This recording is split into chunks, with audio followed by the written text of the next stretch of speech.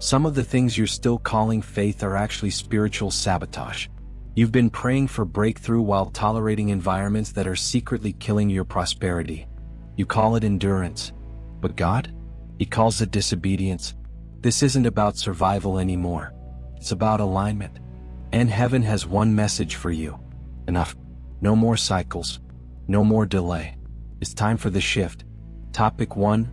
Divine awakening, when heaven breaks the cycle. You didn't wake up today by accident. That pressure in your chest? That silent cry you've been carrying for weeks, maybe months? It's not depression. It's not confusion. It's a spiritual awakening. A divine inner alarm clock. Heaven is stirring something inside of you, and it's shouting louder than your doubts. God said enough. You were not born to be stuck. You weren't created to repeat generational pain, toxic cycles, or silent suffering disguised as normal life. What's pressing in your spirit is not weakness, it's a call to breakthrough. And it's not random, it's prophetic. You're being pulled toward your life purpose, and it's uncomfortable because growth always is. When you feel like everything is falling apart, it might just be that spiritual success is trying to break through. You see, powerful shifts don't start outside, they begin in the invisible places. In that quiet moment when you realize, I can't do this like I used to. That's not burnout. That's clarity. That's God's answer disguised as discomfort. It's that subtle nudge saying, you weren't built for this version of your life. You're called to more. And if you've been feeling like you don't fit anymore, in your routines, your relationships, even in your own thoughts, it's because you're being spiritually upgraded. The cycle is breaking. Heaven isn't asking for your permission, it's initiating your spiritual reset.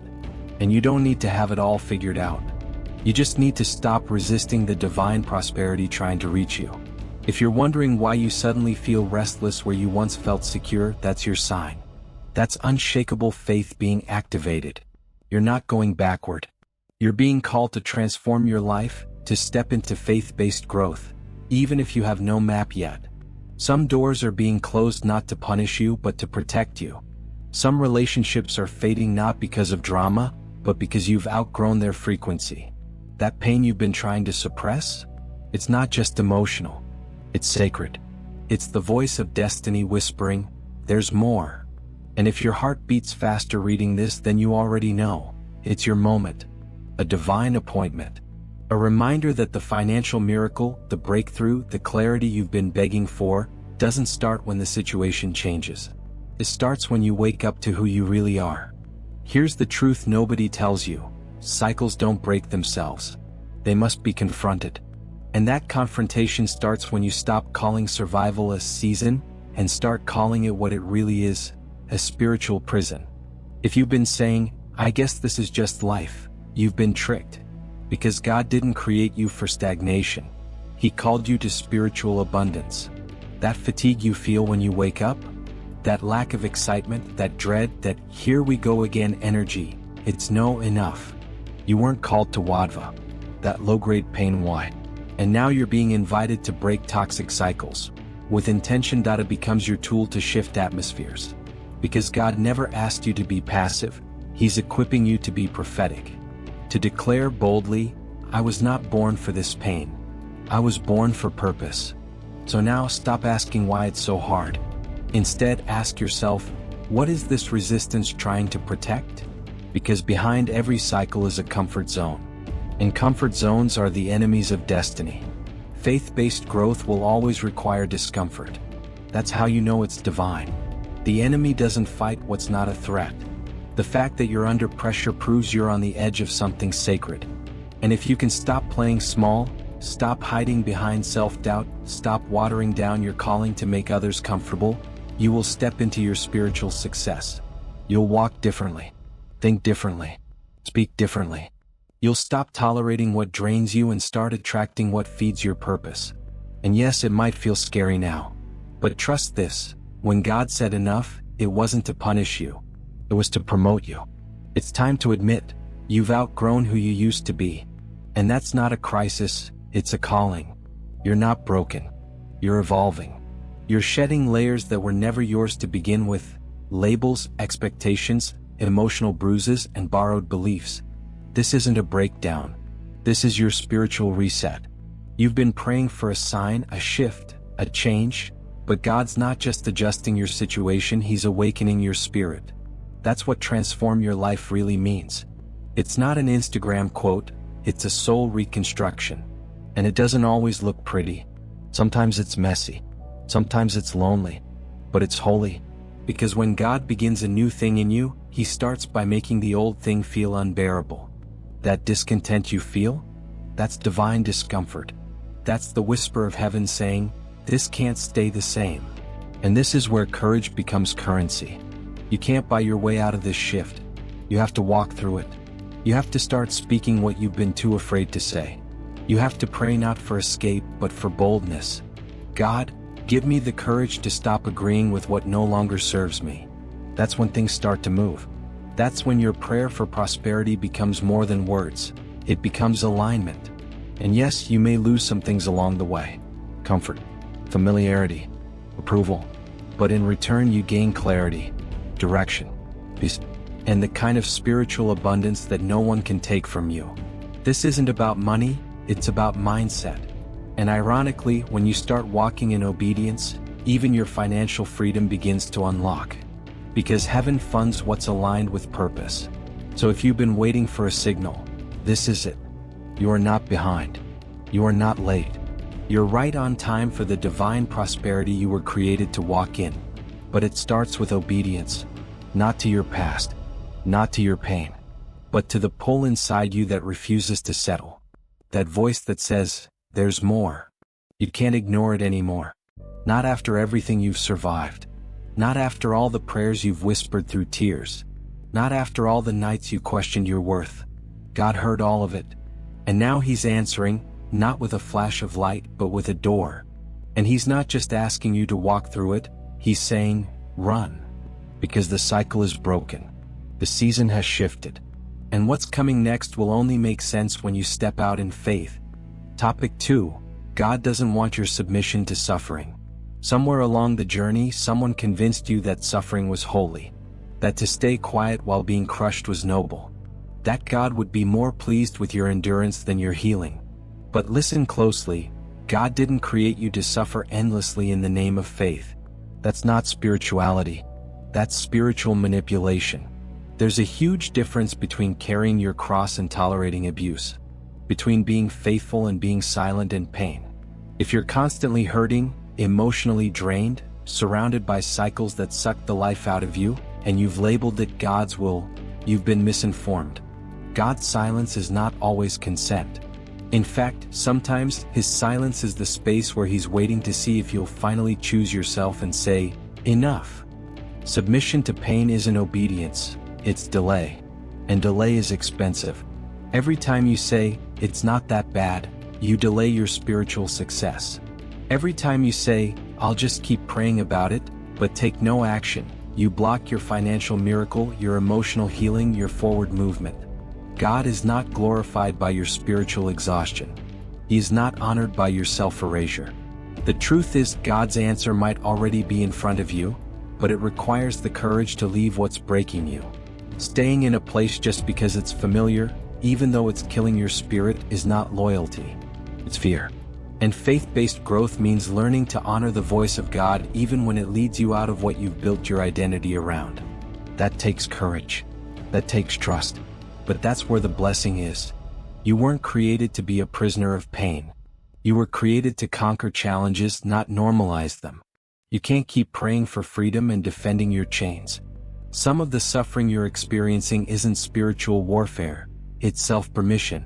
You keep calling it a test, but it's a trap. And God's not impressed by your ability to endure what He already told you to leave. What if the breakthrough you've been fasting for doesn't require more hours in prayer, but a bold decision? What if your powerful prayer right now sounds like, God, I trust you enough to walk away? That's spiritual maturity. That's the kind of obedience that unlocks divine prosperity. Not through more pain, but through clarity. And it starts with one moment of honest self-respect. You've been taught to endure, but not to discern. And that's dangerous. Because not every battle is meant to be fought, some are meant to be walked away from. And not every mountain is from God. Some are man-made, built from trauma, guilt, and fear disguised as humility. When Jesus healed people, he never said, "Stay and suffer a little longer so you can prove your faith." He said, "Get up. Take your mat. Walk."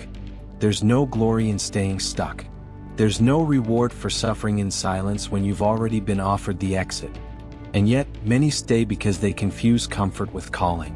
But let's be real, the comfort zone is where purpose goes to die. And God said enough, not to destroy your rhythm, but to save your destiny. When you continue submitting to what depletes you, you're not being faithful. You're being disconnected. Disconnected from your identity, your authority, and your assignment. That inner ache you feel? That quiet frustration that follows you even in prayer? It's not rebellion, it's revelation. Your soul is testifying that you were not built to survive like this. You were built to rise, to reign, to transform your life, and reflect the abundance of heaven. This is why God keeps letting it hurt. Because pain is a megaphone. Not to shame you, but to wake you up. If you've been praying and still stuck, it might be time to stop spiritualizing everything and start aligning your choices with God's principles. That's the difference between passivity and prophecy. One reacts, the other responds. And let's talk straight. Obedience to God doesn't look like misery. It looks like alignment. It looks like waking up with peace, walking with purpose, making decisions that multiply your joy and stretch your spirit. It looks like saying no to what drains you and yes to what pulls you into your life purpose. And yes, sometimes that means letting go of what you once thought was holy. A ministry that became toxic. A relationship that once felt like a blessing but now feels like a cage. A routine that used to serve you but now suffocates you. God is not asking for your silence, He's asking for your surrender. And true surrender isn't passive. It's fierce. It's focused. It's the bridge between suffering and spiritual abundance. And on the other side, everything changes. There comes a moment in every spiritual journey when you have to choose. Keep enduring in the name of false loyalty, or walk in alignment with the God who called you. This moment is yours. You're not waiting on a sign, you are the sign. The shift already began. That burning inside of you? That mental fatigue that no worship song seems to fix? That's not random. It's sacred disruption. It's heaven breaking your rhythm to expose the lie that faith equals tolerance of pain. Faith-based growth is not about staying where God used to be, it's about moving with Him. And sometimes, His greatest blessings come in the form of closed doors, uncomfortable truths, and an unshakable inner knowing that says, "This isn't where I belong anymore." Let's get brutally honest for a second. God is not calling you to survive in cycles that keep you spiritually bankrupt. He's calling you to prosperity prayer, not as a formula for money, but as a declaration of movement. A declaration that says, "I will no longer water down my worth to fit into what I've outgrown." You're allowed to outgrow pain. You're allowed to stop romanticizing struggle. You're allowed to pursue peace without guilt. And yes, some people will call you selfish. Others will say you're not being spiritual enough. But don't forget, even Jesus withdrew. Even He said, no. Even He walked away from what didn't align with His assignment. So why are you still tolerating what keeps you spiritually tired and emotionally bankrupt? Maybe you're not weak. Maybe you're just tired of fighting battles God never assigned you. That weariness you feel might not be failure. It might be a divine invitation to reevaluate what you've been calling faith. Because real faith doesn't keep you in prisons, it opens gates. And if you've been faithful but exhausted, then it's not a matter of discipline, it's a matter of direction. Your heart is not wrong. Your ache is not random. Your resistance to more suffering is not rebellion. It's discernment. So breathe. You're not quitting, you're realigning. You're not giving up, you're giving yourself permission to walk in truth. And sometimes the most spiritual thing you can do is admit that your soul is tired. Topic 3. The spirituality of exhaustion. When the soul can't take it anymore. Let's be honest, you're not just tired. You're done. And not the "I need a nap" kind of tired. We're talking soul fatigue. The kind of exhaustion that no coffee, no day off, no playlist, no vacation seems to fix. You're praying but the words feel flat. You're worshiping but you're disconnected. You show up but your spirit checks out halfway through. This isn't laziness, it's a spiritual symptom. It's your soul waving a white flag. God's not ignoring you. He's trying to get your attention through your exhaustion. That heaviness in your chest? That quiet urge to isolate? That moment you stared at the ceiling and thought, I don't even know what I'm doing anymore? Yeah, that's not weakness. That's a holy signal. A divine nudge whispering, you weren't made to carry this alone. You see, the world celebrates hustle. The church often praises endurance. But heaven values obedience. And there comes a point where what you're calling faithfulness is actually self-neglect. You keep pushing, praying harder, doing more. But the truth is, God's answer has been the same: rest. Not just sleep, not just slowing down. Real rest. Rest that repositions. Rest that heals. Rest that reconnects you to your life purpose. Because when your soul is tired, your discernment is clouded. You stop hearing God clearly. You confuse exhaustion for humility. And before you know it, you're trying to perform spiritually while bleeding emotionally.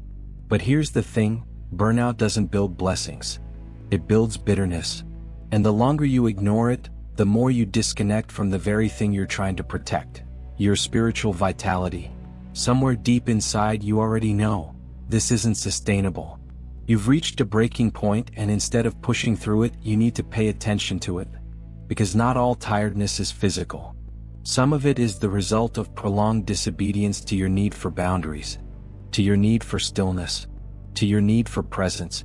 This is not a matter of discipline, it's a matter of direction. And maybe, just maybe, your emotional healing won't come from another fast or another church service, but from a walk in silence, a real conversation, or even counseling. Yes, faith-based growth includes therapy. It includes saying no. It includes choosing spiritual abundance over spiritual appearance. And when God starts pulling you into rest, it's not to slow your destiny, it's to save it. Do you know what's worse than being tired? Feeling guilty for being tired. That's where many people are stuck. Burned out, drained, emotionally numb, and still trying to smile through it in the name of spiritual maturity. But let's break that lie right now. Tiredness is not failure. Tiredness is information. It's your inner world screaming for air. And ignoring it doesn't make you stronger, it makes you spiritually deaf. You can't hear divine strategy with a soul on survival mode. If you're praying for a breakthrough but living with permanent fatigue, something's off. Maybe what you need is not another mountain to climb, but permission to sit down. To say, I'm not okay right now. That's not rebellion. That's revelation. And you can't conquer challenges if you don't first confront your exhaustion. Some of the most anointed people you admire? They've broken down in private more times than you think. You're not weak for needing space, you're wise for recognizing it. Because truthfully, God said enough not only to your suffering, but to your self-abandonment. You can't keep pouring out and never filling up. Even Jesus pulled away to be alone. And if he, the Son of God, needed solitude and silence, why do you think you can function on constant output? Rest isn't just spiritual, it's prophetic. It declares to every lie of burnout, hustle, and pressure, I trust that God works even when I stop. That's faith. And honestly, that's power. You can't truly walk in divine prosperity when your body is shutting down and your emotions are numb. Real wealth starts with real peace. Here's something practical. Take one day. Not a vacation, not a retreat, just one intentional day. No productivity, no obligations, just rest, prayer, reflection, even boredom. Let your soul speak again. Journal what comes up. Cry if you have to. Sleep if you need. Read a book that heals. Try The Ruthless Elimination of Hurry by John Mark Comer, or Emotionally Healthy Spirituality by Peter Scazzaro. And you'll see, underneath your weariness there's still a voice, a dream, a calling. It's not gone. It's just buried under the noise. And when you slow down enough to breathe, to reconnect, to remember, that's when your next chapter starts to take shape. Not by force, but through alignment. And maybe that's exactly what the powerful prayer of this season sounds like. God, restore my soul. Some burdens are heavy not because of what they are, but because of who you've been carrying them for. And part of your exhaustion might not be from spiritual warfare, it might be from emotional misalignment. You've been holding space for people who no longer pour back into you. You've been showing up in places where your presence is expected, but your soul is ignored. And deep down you know, your tiredness is not random, it's prophetic. It's your spirit resisting environments that no longer match your calling. You're still trying to serve at tables where your growth makes others uncomfortable. You're praying for peace but sleeping beside storms. You're asking God to revive you but staying planted in dry ground. And now the fatigue has become a teacher, a revealer, a divine signal flashing. This season is expired. Sometimes the soul gets tired not just from doing too much, but from staying too long. Too long in jobs that drain you, in conversations that devalue you, in roles that diminish you. But you stay because it's familiar, because it's what you've always done, because you don't want to disappoint. But here's the truth. Every time you say yes to what no longer fits, you're saying no to what could free you. And spiritual abundance requires difficult decisions. Decisions that feel like loss but are actually alignment. And maybe that's why you're exhausted, not because you lack strength but because you've been using it to hold together a life that heaven is trying to dismantle. And if you feel like everything is falling apart, what if it's really just God making room for everything new? So now don't just ask for strength, ask for clarity. Ask for the boldness to recognize what no longer belongs. Ask for the courage to release it. Ask for the wisdom to know that financial freedom, emotional healing, and life purpose don't come from pushing harder. They come from aligning deeper. The question isn't, how much longer can I endure? The question is, what is this weariness trying to teach me? Because when God lets you feel this level of tiredness, it's not to punish you, it's to prepare you. He's showing you what must change, who must go, what must end. And once you recognize that, once you allow your soul to admit, I can't carry this anymore, the next phase begins. And that's when you start noticing something else. Certain people, places, and cycles start rejecting you. Topic 4. Relationships, environments, and cycles that can no longer hold you. Let's get something clear. You're not being rejected, you're being released. There comes a moment in every journey of faith-based growth where the people, places, and patterns that once embraced you begin to resist you. Not because you did something wrong, but because your spirit outgrew the space. You're not who you used to be. And when your soul starts expanding, anything that lacks the capacity to hold the new you will naturally begin to crack. That friend who suddenly distances themselves. That environment that once felt safe but now drains you. That job that no longer excites you. It's not coincidence. It's confirmation. You prayed for spiritual abundance but forgot that abundance requires room. And sometimes God clears space by letting things fall apart. Some places are too small for your healing. Some relationships were only compatible with your brokenness. And when you begin to transform, you disrupt the balance they were comfortable with. That's why they don't call like they used to. That's why your presence now feels too much. Because your healing exposes what others are still hiding from. Your growth becomes threatening to the cycles they still protect. But don't shrink. Don't apologize. You weren't created to make everyone comfortable. You were called to walk in truth. And truth has a cost. But the good news? The discomfort is proof that you're walking in purpose. You're no longer tolerating what once silently drained you. You're breaking the silent agreements you made with your own suffering. That's not loss. That's liberation. You've probably noticed it already. Certain doors don't open like they used to. Certain conversations feel forced. Certain atmospheres feel suffocating. That's not social awkwardness, it's spiritual misalignment. Your soul is evolving and your environment is showing you what no longer fits. And yes, it hurts. It's lonely. You question yourself. But that's part of the spiritual reset.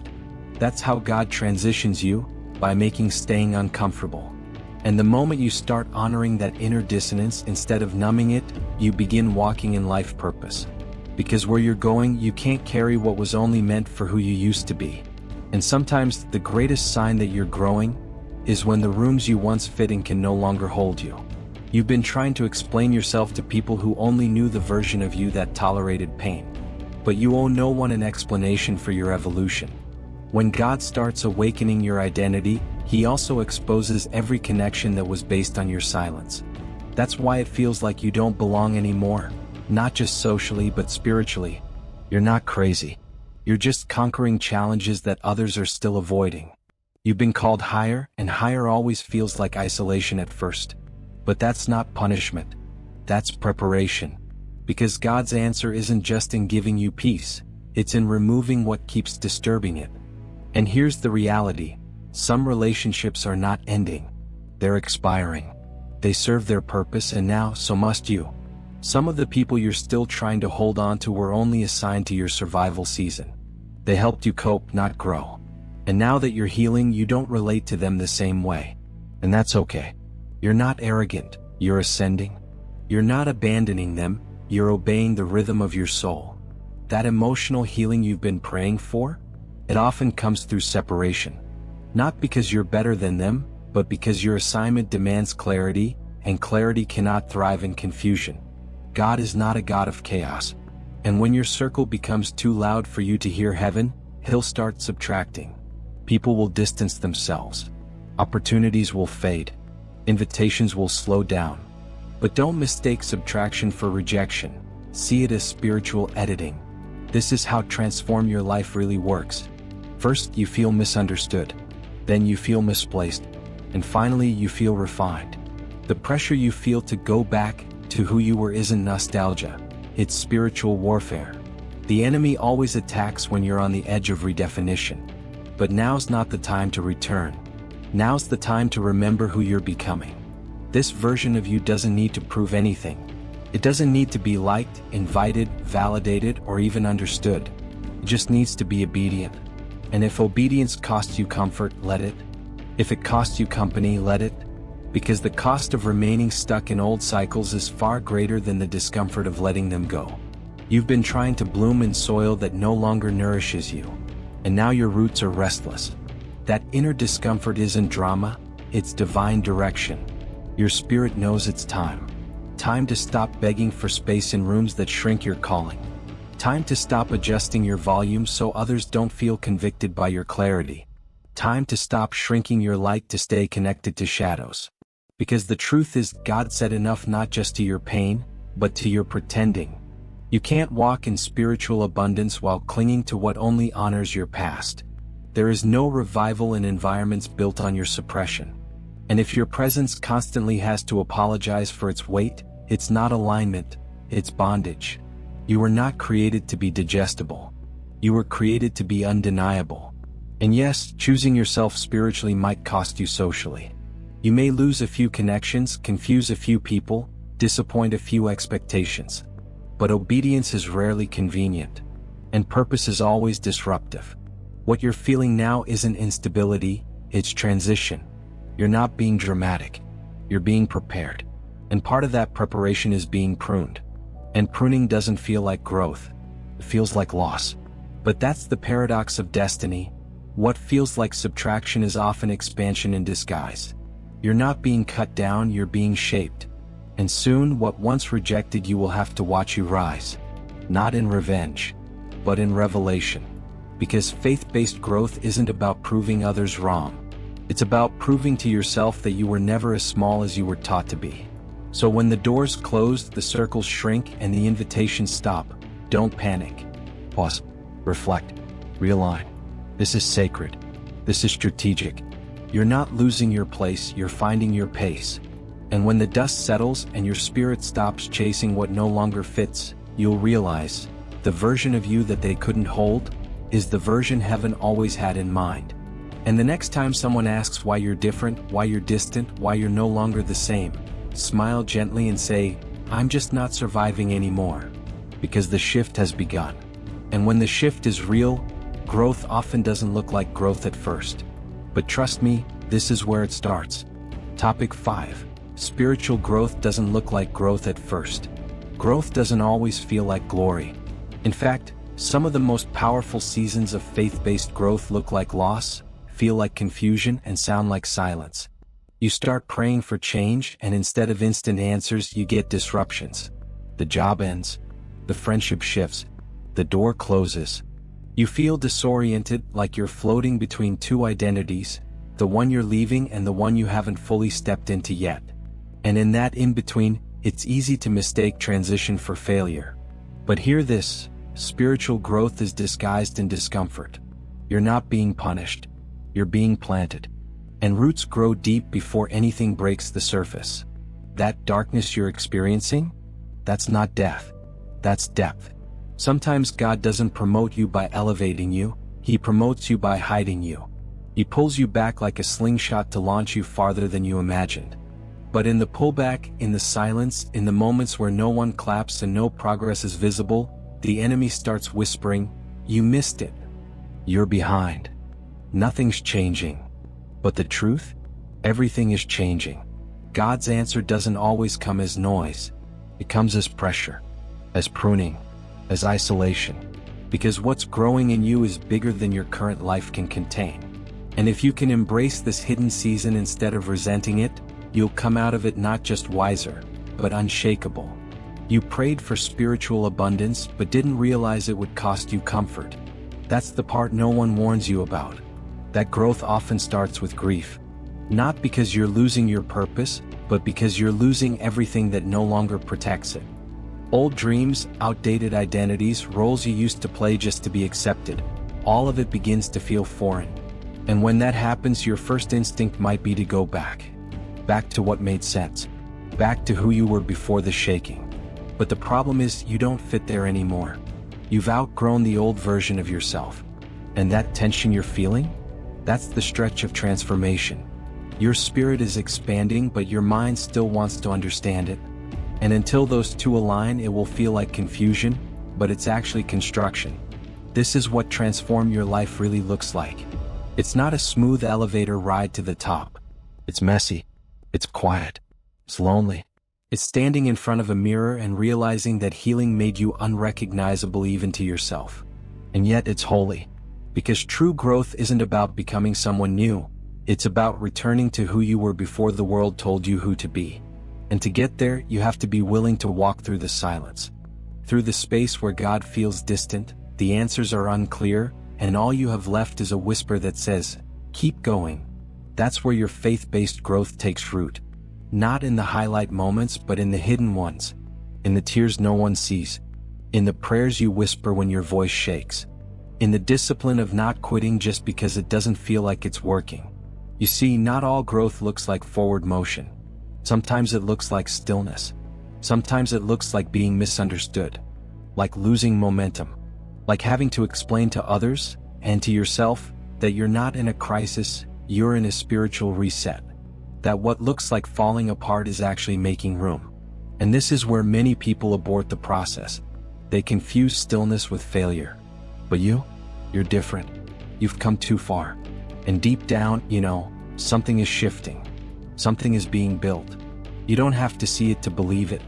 You just have to keep walking through it, even if that walk looks like crawling. Because every season of quiet has an assignment. And the more uncomfortable it feels, the more critical it likely is to your life purpose. Maybe what you're calling confusion is actually clarity in disguise. You've been asking God for direction and He's answering, but not with a map. He's answering by removing distractions, by disconnecting you from old cycles, by shutting down everything that kept you dependent on validation. That's not confusion. That's strategy. And yes, it's uncomfortable. Growth always is. Because growth doesn't always give you instant confirmation. It demands commitment without clarity. And that's where your character is shaped. Not when everything is working, but when nothing makes sense and you still decide to believe. That's when your spiritual success starts to deepen. Not externally, but internally. Because true growth isn't about speed. It's about surrender. And when you stop trying to rush out of what God is doing in you, you start to understand that even the silence has a message. So if your life looks nothing like what you prayed for, good. That means it's finally being rebuilt, not based on your preferences, but on your life purpose. You're no longer moving by pressure, but by peace. And that peace might feel unfamiliar at first, especially if you're used to chaos being normal. But peace is the evidence of alignment. And even if no one around you understands your process, keep walking. Keep building. Keep trusting. Because the same God who started the work in you isn't finished yet. And though you can't see the fruit right now, you're becoming the kind of soil heaven can finally plant destiny in. This is not the end. This is the middle. This is where faith becomes formation. And before the breakthrough comes visibly, it starts invisibly, in the quiet agreement between your soul and God that says, I'm not turning back. That's what real faith-based growth is. It's saying yes even when it hurts. It's walking blind but bold.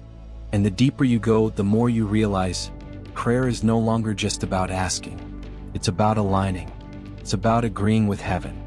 It's not just words, it's war. A war over your future. A war for your mind. A war for your next season. And that brings us to what needs to shift next, the way you pray. Because if your language doesn't match your destiny, your life never will. And now it's time to stop begging and start declaring. Topic 6. Prayer is not just a request, it's a spiritual agreement. Most people treat prayer like a wish list. They come to God with problems, pain, pressure, and that's okay.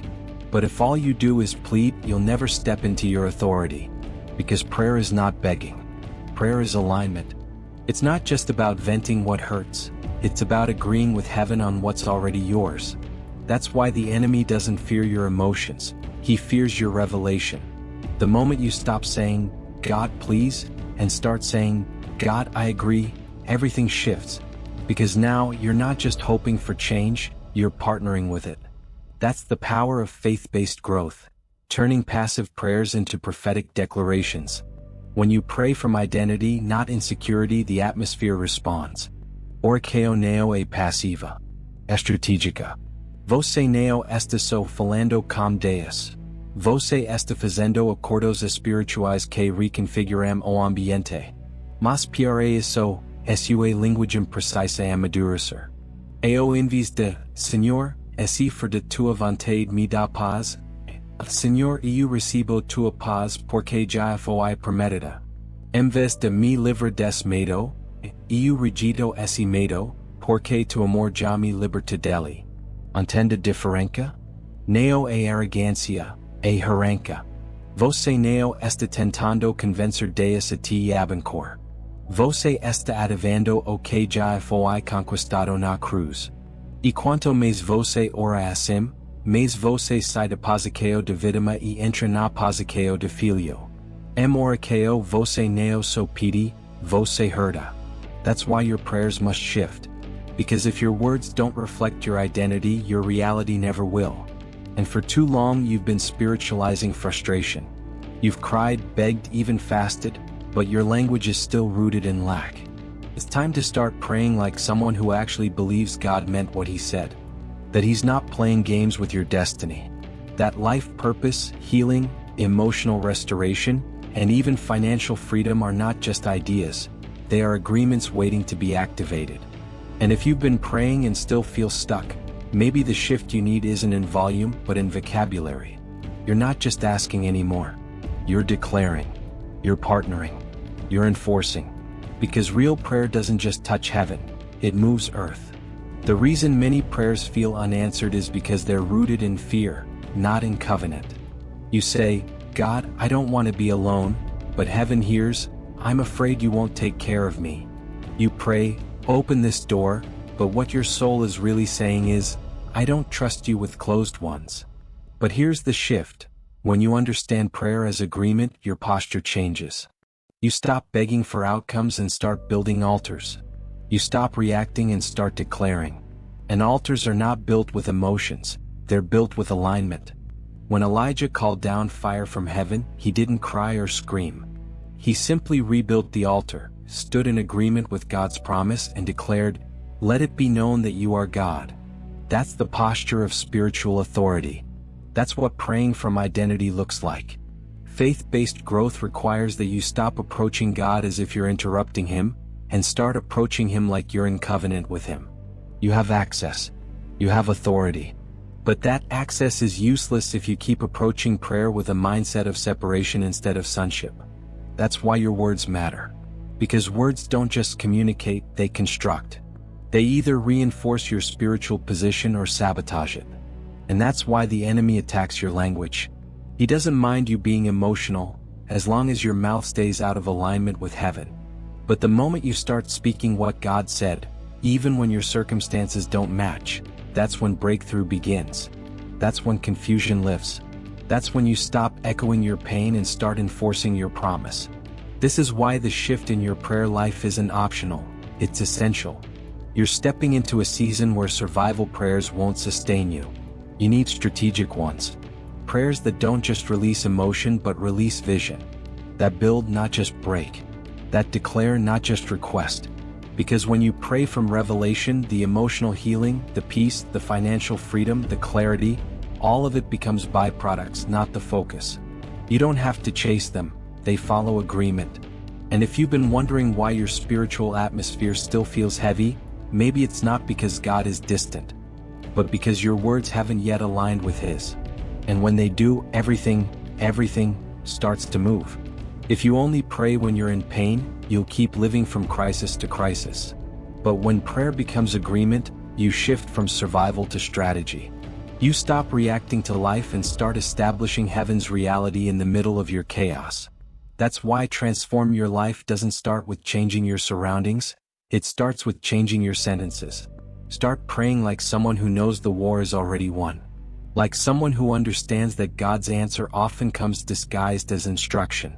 And once you begin to pray not just for change but through change, your soul stabilizes. You no longer need to feel it to believe it. You know it. And that knowing becomes your weapon. Because prayer isn't just communion, it's combat. Not with people but with patterns.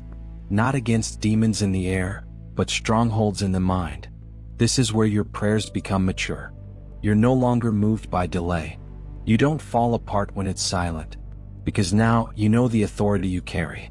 And that authority shifts rooms. It shifts bloodlines. It shifts atmospheres. That's the power of praying in agreement.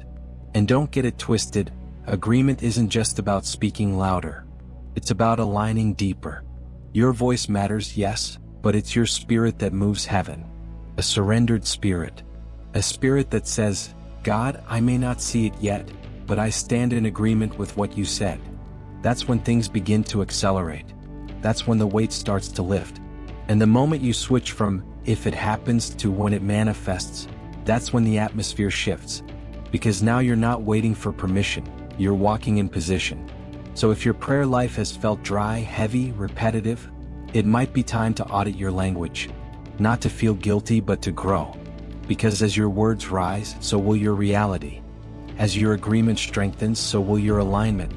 And when your voice starts speaking what heaven already declared, things change. Not because you forced it, but because you finally agreed. And now that you understand prayer is not begging, but a binding agreement between you and God, you're ready for what comes next. Because prosperity is not just a bank account, it's a posture. And now it's time to redefine what that really means. Topic 7. Prosperity is not what you think, it's a spiritual state. Prosperity is not a number. It's not a car, a house, or a balance in your account. That's the version the world sold you. But real prosperity? It's alignment. It's peace in the middle of chaos. It's being able to sleep at night not because all your problems are solved, but because your spirit is not for sale. You can be rich in public and bankrupt in private. You can have the perfect life on Instagram and be in full collapse behind the scenes. What? Because what most people call success is just noise. But spiritual abundance? That's quiet strength. That's knowing you're in divine rhythm, even if no one else claps for it. It's waking up with clarity, walking in obedience, and refusing to exchange your peace for popularity. Real prosperity is being whole. It's emotional healing that doesn't need attention to feel seen. It's knowing that what you carry is sacred, even when it's hidden. And here's the truth. The enemy doesn't care how much money you make, he cares how clear your mind is. Because a confused believer is easier to manipulate than a broke one. That's why the real war isn't over your income. It's over your identity. And God's idea of prosperity starts inside. A prosperous soul doesn't panic under pressure. A prosperous soul knows how to say no to what's good so it can say yes to what's God. A prosperous soul isn't controlled by impulse, fear, shame, or pressure. It's steady. It's surrendered. And that's where your breakthrough starts. Not in your hands but in your heart. That's why faith-based growth requires that you redefine what it means to be blessed. Because if you think blessings are only material, you'll envy people who are actually empty. But when you start measuring prosperity by peace, clarity, and alignment, you'll realize that sometimes the greatest gift is what didn't happen. What didn't destroy you? What didn't stay in your life? What didn't get approved because it wasn't aligned? And suddenly you'll stop chasing results and start cultivating roots. And that's where wealth really begins, not with achievement but with awareness. Not with performance but with presence. You stop asking for more and start stewarding what you already carry. And that's what unlocks the next level. You've been praying for financial freedom, but maybe what God wants to give you first is freedom from the mindset that measures your value by numbers. Because until you stop confusing prosperity with possessions, you'll keep chasing symbols of success while starving spiritually. Real prosperity can't be stolen, repossessed, or lost in a bad market. It's not attached to outcomes, it's anchored in identity. That's why some of the wealthiest people in the kingdom don't look rich on paper, but they walk in favor, overflow, and clarity. Why? Because they're in alignment. They're not grinding for worth, they're stewarding from rest. They're not performing for attention, they're obeying in silence. And because of that, doors open for them that hustle could never force. And maybe that's why things in your life have been slowing down. Not because you're failing, but because God is detoxing your definition of success. He's breaking your agreement with striving, with burnout, with needing to achieve to feel enough. That's not prosperity, that's pressure disguised as purpose. And heaven doesn't bless what drains you. Life purpose always comes with divine rhythm. It may look slower to the world, but it's stronger in the spirit. And when you finally stop worshiping progress and start honoring process, something unlocks in you. You begin to trust the silence. You begin to steward the now. You stop waiting for the next level to feel valuable, and start showing up like the next level is already inside of you. That's prosperity, internal stability before external visibility. So no, you don't need to make it to be enough. You need to recognize what you've already been carrying. The wisdom that was birthed in pain. The discernment that came through loss. The confidence that grew in obscurity. These are spiritual currencies.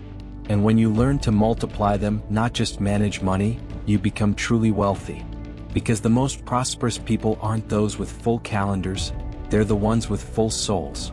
People who no longer say yes to everything just to prove they're worthy. People who know how to rest without guilt. People who've stopped negotiating their peace to please environments that never had the capacity to hold their calling. That's real abundance. That's kingdom wealth. And that's what you were created for. You've been measuring your breakthrough by what's visible, but God measures it by what's sustainable. Because what good is success if your soul can't carry it? That's why He's been preparing you internally first.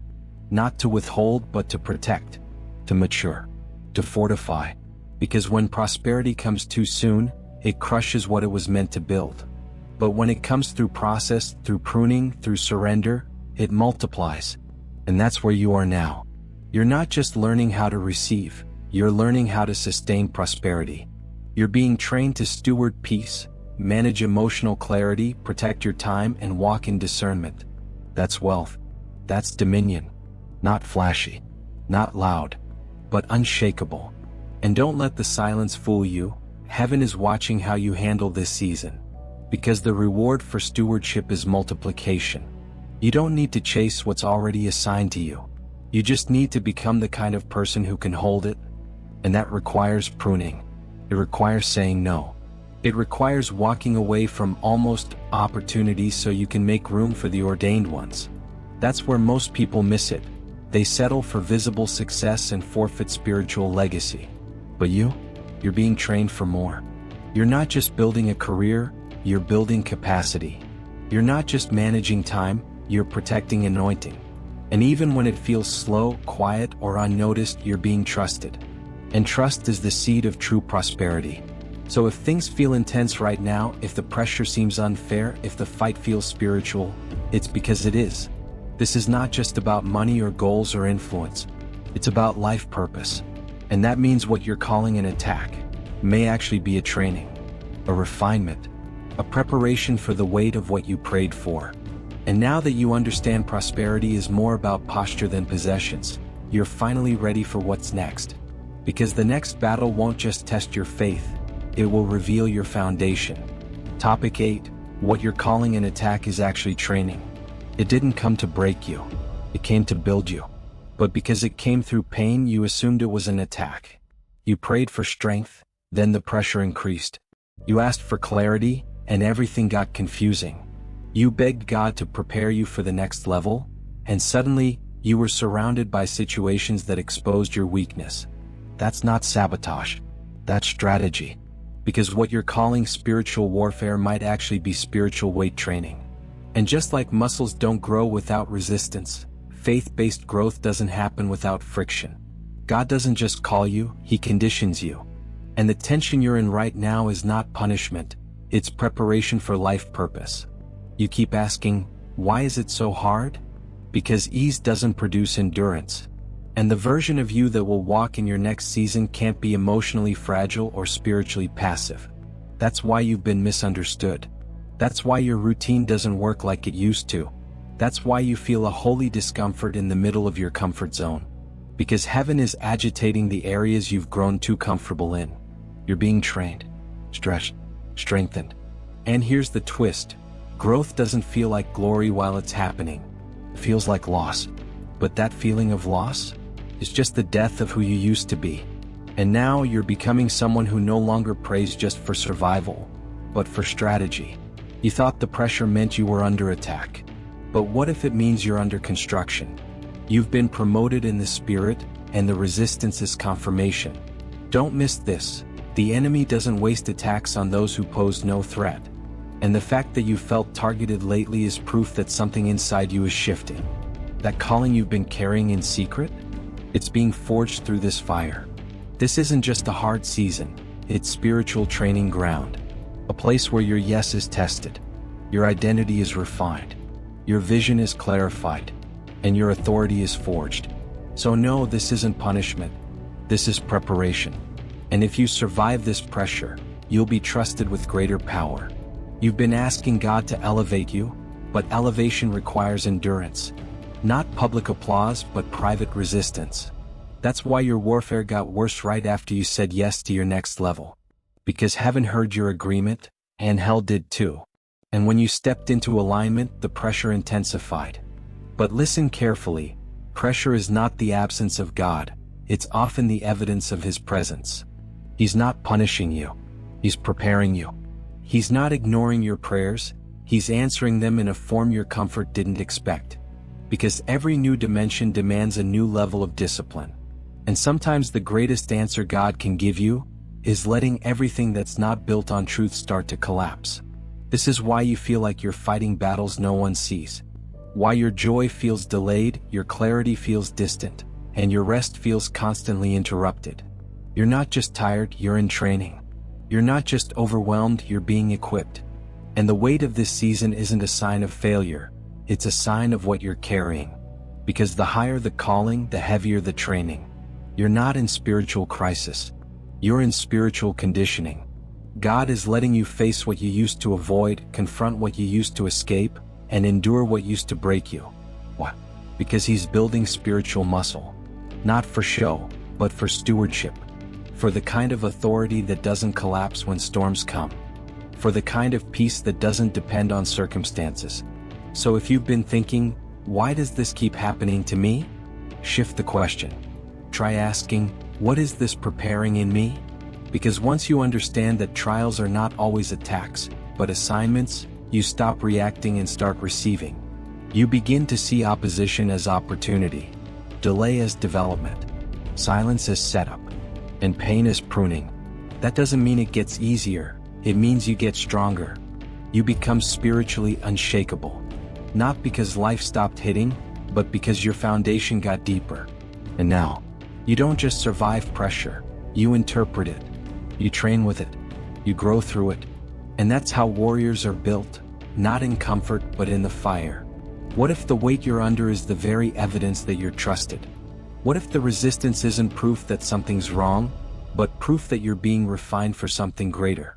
You keep calling it an attack, but look deeper. It's revealing parts of you that routine could never touch. It's confronting the places you used to numb. It's pressing on insecurities you used to hide. Not to shame you, but to sharpen you. This is how faith-based growth works. You don't just wake up bold, you're broken into boldness. You don't just gain clarity, you're crushed into clarity. And that pressure you're feeling? That's heaven saying, you're stronger than you think. That this isn't about punishment, it's about positioning. About making sure that when the opportunity comes, you won't sabotage it with old patterns. Because the greatest danger isn't missing the promise, it's arriving unprepared. And that's why the battle got personal. That's why it hit your mind.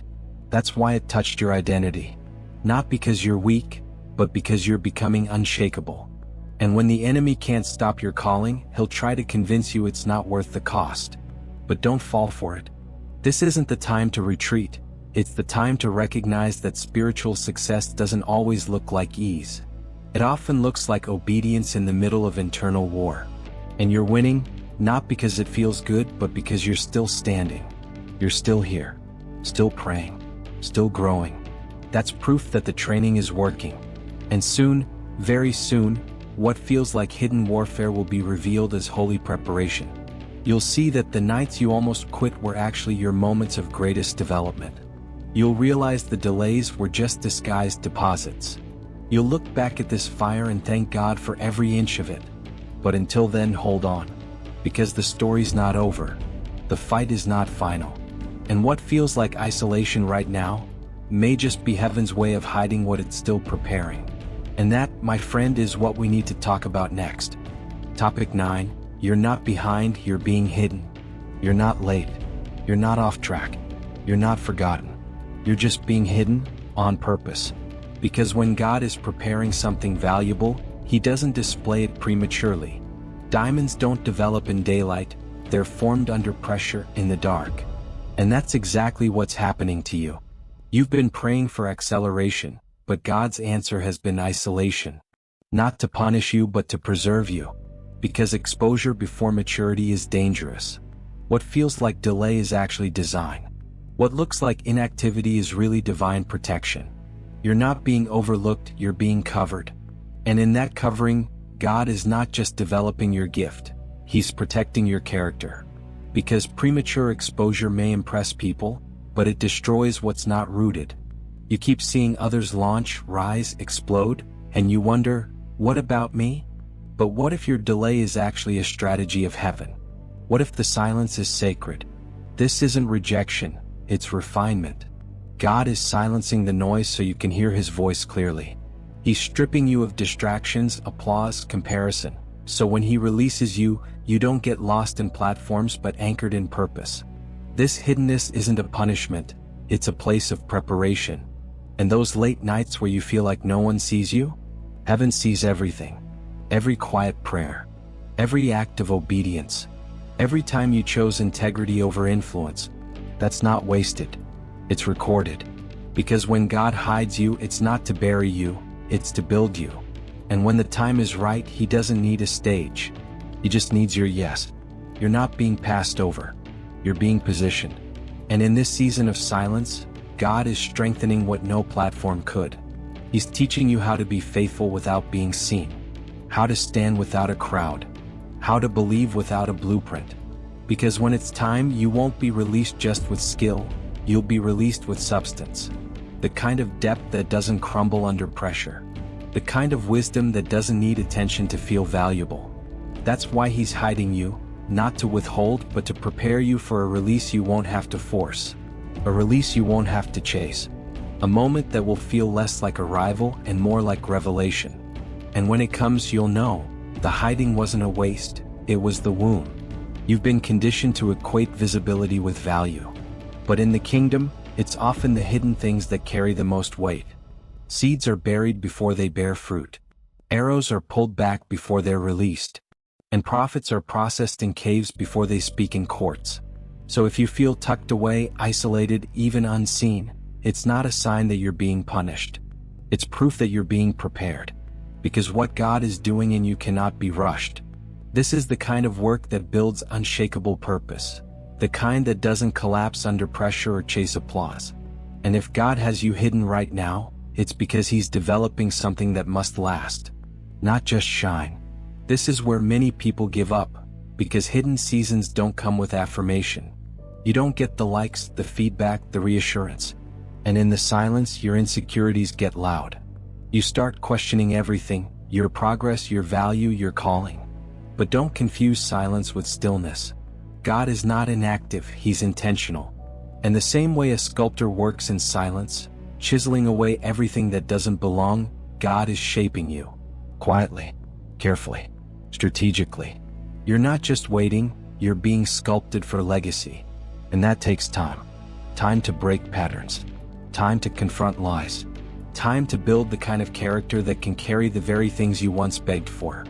So instead of resenting the silence, ask, what is it revealing? Because in hiddenness, your identity is purified, and your calling clarified. You don't need public validation to confirm private obedience.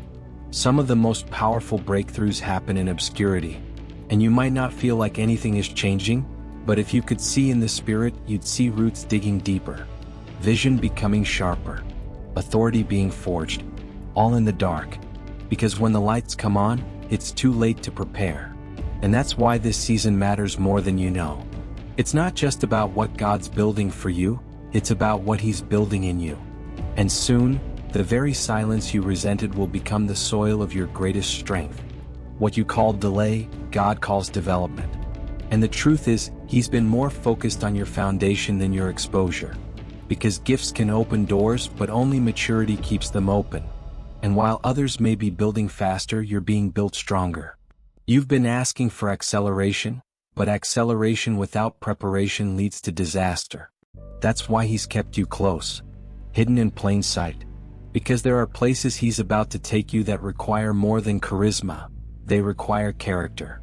And you won't survive there unless your identity is rooted in who you are in Him, not in how loud your name is. So if it feels like your name isn't being called, it's because your roots are still being watered. And when the season shifts, you won't need to announce yourself. Your fruit will speak for you. Because when God finally reveals what He's been refining in private, it won't be small. It won't be average. And it won't be something you have to hustle to maintain. It'll be heavy with purpose, marked with oil, covered in peace. And that's why the hiding had to happen. Because what's coming requires more than visibility, it requires spiritual readiness. And not everyone will understand where you've been, but they'll see the authority in your eyes when you speak, the weight in your words, the presence you carry. Because it was never just about being seen, it was about being sent. And when the time comes, you'll look back at this hidden season and say, that was where I was made. So don't let timing lie to you. You're not late. You're not behind. You're not forgotten. You're being positioned. And the very thing you thought was holding you back was actually holding you together. And now that the roots are deep, the silence is shifting, and your vision is clearer than ever, it's time. Time to wake up. Time to rise. Time to step into what's been waiting for you all along. And that brings us to what this entire journey has been building toward, the final awakening. Because what's coming next changes everything. Topic 10, Final Awakening. This is the shift. This is your wake-up call. The silence wasn't random. The warfare wasn't wasted. The delay wasn't punishment. It was all preparation for this moment, the moment where the version of you that only survived gives birth to the one who builds. This is the shift. From waiting to walking. From confusion to clarity. From fear to fire. And it's not just about doing something new, it's about becoming someone new. The version of you that stopped settling. The one that stopped outsourcing obedience to convenience. The one that stopped needing permission to believe. Because when you really wake up spiritually, you realize you were never waiting on God, He was waiting on you. And now, you're ready. Not because everything's perfect, but because everything inside you has finally aligned. This is your final awakening. Not a hype moment. A holy one. A decision to stop playing small in a life God called to be bold. A decision to stop spiritualizing avoidance and start stewarding responsibility. A shift from desperation to dominion. From just praying about it to walking in it. Because you're not who you were. You've been refined, tested, hidden, and now released. And that means everything changes. Your voice, your posture, your pace, your discernment. You no longer beg God to fix what He gave you the authority to confront.